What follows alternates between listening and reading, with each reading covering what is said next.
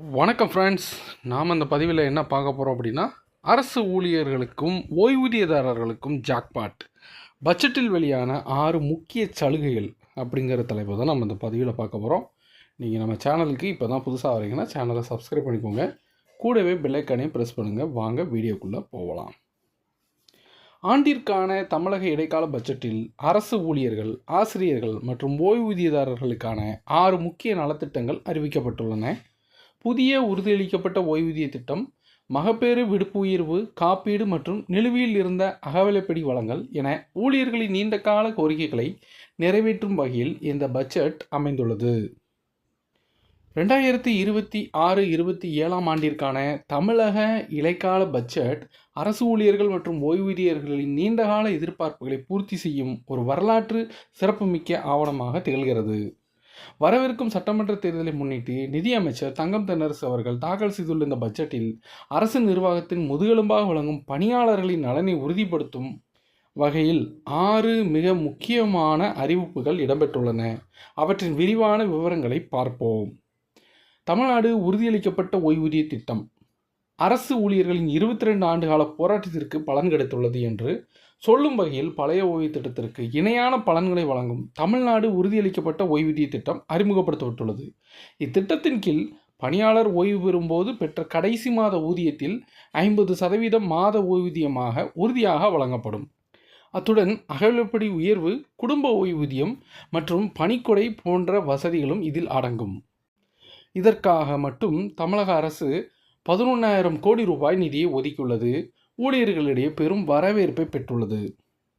2வது சலுகை ஆயுள் காப்பீடு மற்றும் பாதுகாப்பு திட்டம். பணியில் இருக்கும்போது எதிர்பாராத விபத்து அல்லது இயற்கை மரணம் நேரிட்டால் அந்த ஊழியரின் குடும்பம் நடுத்தெருவிற்கு வந்துவிடக்கூடாது என்பதில் அரசு உறுதியாக உள்ளது.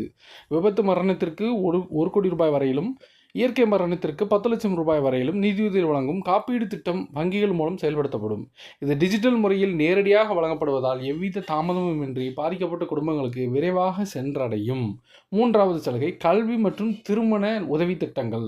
அரசு ஊழியர்களின் பிள்ளைகளின் எதிர்காலத்தை கருத்தில் கொண்டு உயர்கல்வி மற்றும் திருமண உதவித் தொகைக்கான கணிசமாக உயர்த்தப்பட்டுள்ளது. உயர்கல்விக்கான முன்பணம் தொழிற்கல்விக்கு 1 லட்சம் ரூபாயாகவும், கலை மற்றும் அறிவியல் படிப்புகளுக்கு 50,000 ரூபாயாகவும் அதிகரிக்கப்பட்டுள்ளது. பெண் குழந்தைகளின் திருமணத்திற்கு 5 லட்சம் முதல் 10 லட்சம் ரூபாய் வரை நிதியுதவி வழங்கப்படும் என அறிவிக்கப்பட்டுள்ளது. இது நடுத்தர வர்க்க ஊழியர்களின் மிகப்பெரிய நிதிச்சுமையை குறைக்கும். 4வது சலுகை மகப்பேறு விடுப்பு உயர்வு. பெண் அரசு ஊழியர்களின் உடல்நலம் மற்றும் குழந்தைகளின் முறையான பராமரிப்பை உறுதி செய்யும் நோக்கில் மகப்பேறு விடுப்பு காலம் 9 மாதங்களிலிருந்து 12 மாதங்களாக, அதாவது 1 வருடம் உயர்த்தப்பட்டுள்ளது. சமூக நீதி மற்றும் பெண்களின் பணி பாதுகாப்பை நிலைநாட்டும் ஒரு முக்கியமான மைல்கல்லாக இந்த அறிவிப்பு பார்க்கப்படுகிறது. அடுத்து 5வது சலுகை பண்டிகை முன்பணம் வழங்குதல். பண்டிகை முன்பணம் மற்றும் பொங்கல் பரிசு.